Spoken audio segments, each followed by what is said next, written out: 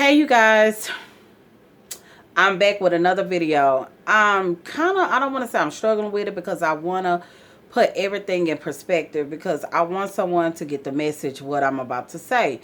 So I don't know exactly what I'm going to name this video. I don't know if it's like living in the moment, getting what you want, you deserve. I really don't know what I'm going to name this video at this time. But all I'm going to say is that I was share a story with you guys on something that I saw, and I know that it's TV and everything else, but sometimes you can get a message out of it. So this show where this guy, he's a con artist. He literally clean himself up, clean shaven, everything, walks out of this prison like he's a prison guard. Okay, when he gets to where he's going or whatever, all he know is he's trying to get away from prison. He walked out.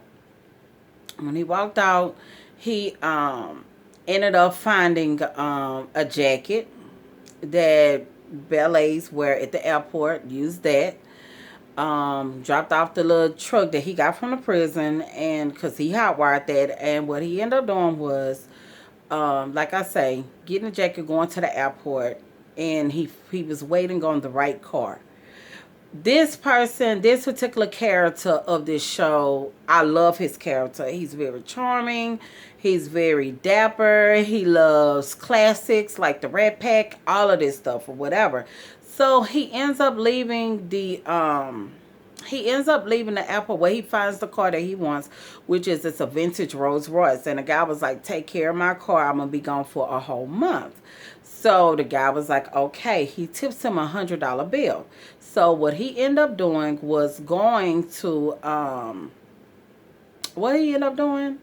Oh yeah, he ended up meeting, I'm trying to put it all together because he escaped. And when he did this or whatever, they caught up with him. The FBI caught up with him and was like, why would he escape? It's only been 4 months. He only had 4 months to go. Well, of course, what motivated him to leave? He could have been left, but he did his time. But it was because of his ex-girlfriend. I mean, his girlfriend at the time said she couldn't do this no more. She had to leave. So he was in love. So he escaped to find her. But in the process of it all, he had to go back to prison and do an extra sentence of 4 years. So he's very smart, intelligent. I love this character. He ended up convincing the FBI guy, hey, why don't I come work for y'all? Y'all need help because he can't. The FBI guy needed his help on this particular fiber. He was like, well, I'm going to help you out. I need you to help me out. He was like, there's no way I could do this. You escaped from prison. He was like, I'm going to go back, and everything else. I'm going to need you to get me out and I'll come work for the FBI. And that's exactly what happened. So you can tell this guy, he like nice things. He loves the arts. All of these things, you can tell he lives a very luxury life. Okay, very posh. So, and I think that's why I love it so much and everything else. And I like to see people, be very crafty at what they do. So, in all of this process, the FBI agent like, well, you know what? If I get you out, then you're going to have to stay here. It was a red hole. He was like, you have to be, you can only be 2-mile radius from the bureau, yada, yada, yada, this and that. So it was like a roach motel. And the guy was like, here, really? He was like, well, they was paying, the bureau was paying for his living for $700. Okay. So this is not a review on the show, but I'm just building it up for y'all so y'all can understand how all of this tied together. So he ended up staying at the place and stuff like that, and end up going to the thrift store because the guy was like, well, I'm gonna get close. So he was like, well, you only have 2-mile radius that you could be, so you smart, find a thrift store around here and everything else. So the guy ended up finding a thrift store. When he finds a thrift store, he ended up seeing Diane Cara. Diane Cara is a very major key role in this. To me, she is, because she Diane Cara. And so she was at the thrift store really like trying to get rid of her ex-husband, her late husband, his belongings. So he had some very nice suits, and they just hit it off very well because he liked classic things.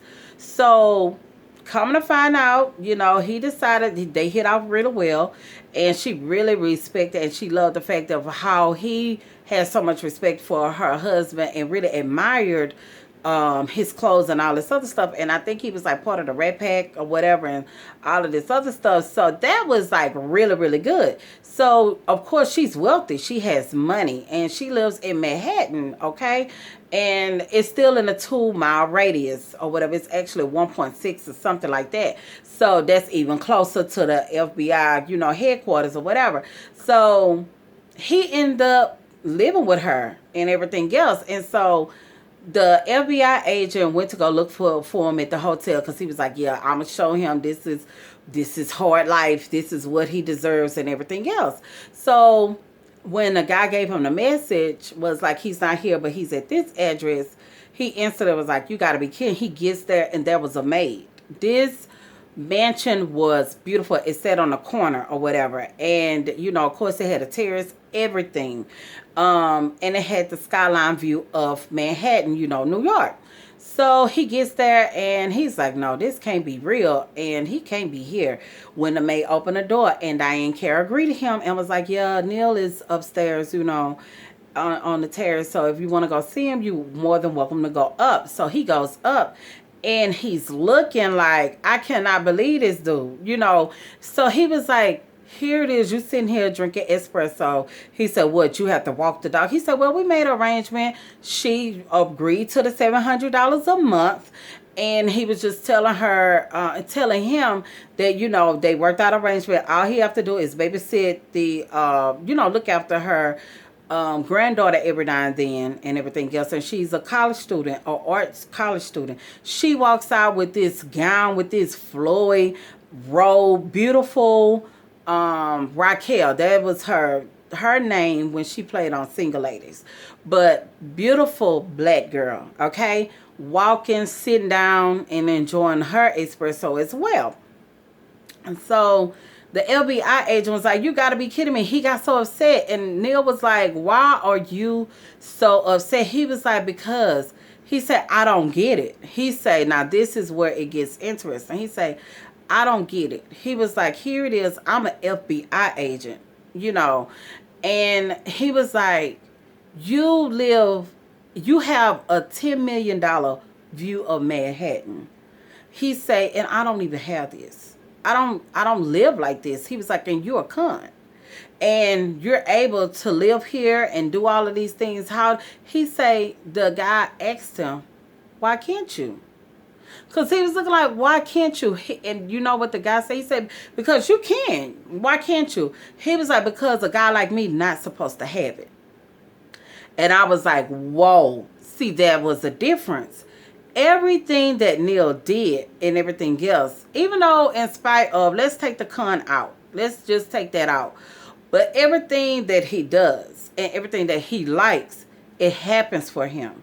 But the FBI agent, he's so strategic. His mind is set in a box, basically.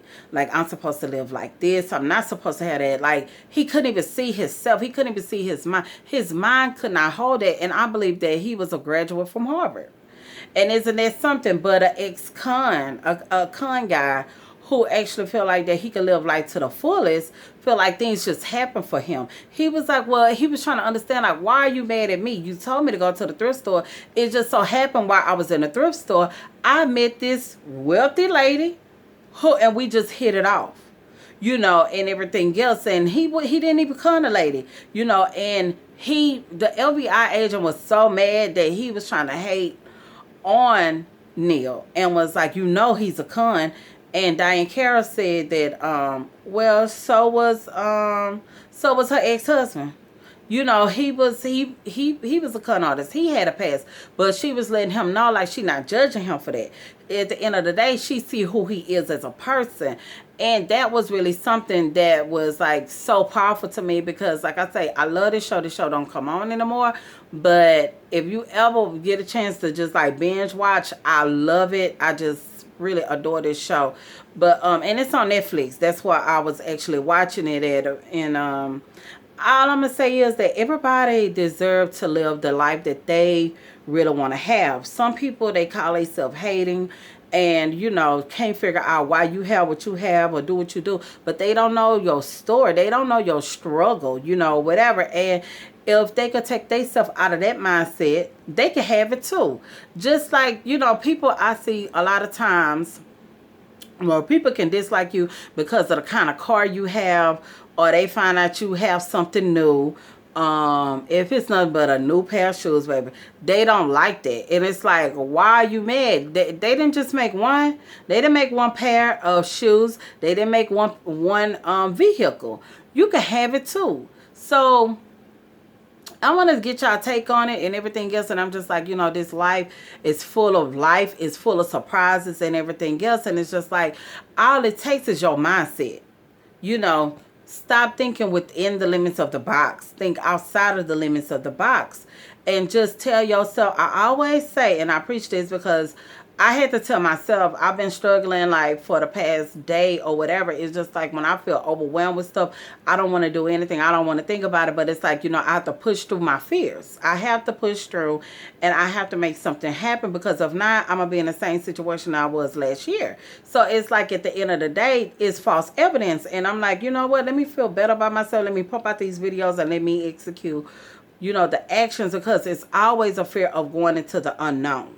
You know, whatever, and you limit yourself through the box, you know, within the box. And it's like, no, when I start telling myself a different story, like, girl, you got this, don't even worry about it, you're gonna bump your head, but it's all good, it's for a learning curve, don't worry about it, just keep pressing forward. So I would just tell anybody, you know, whatever your dreams or whatever you feel like you want or whatever, never let nobody tell you that you can't have it, because you can have it and you can have it abundantly. Why? Because it's other people that's living that life. Now, it's more people that's living I want to say less people living at the top 5% or 3%, and the masses is still living in a limited box. That's why successful people, they are not on the same level. Their view of life is totally different from us average people, and we have it in us too. We just got to push and continue to go, because it's so easy to give up. It's so easy to say, well, I do it tomorrow. Tomorrow come and you still won't do nothing. So it's like, no, take advantage of today. Do all you can. Okay. And it's about sowing those seeds. So yeah, that's all I have for you guys. Hopefully you guys enjoyed this video. I want to hear from you guys, and have a great day. I'm going to have some lunch. Bye-bye.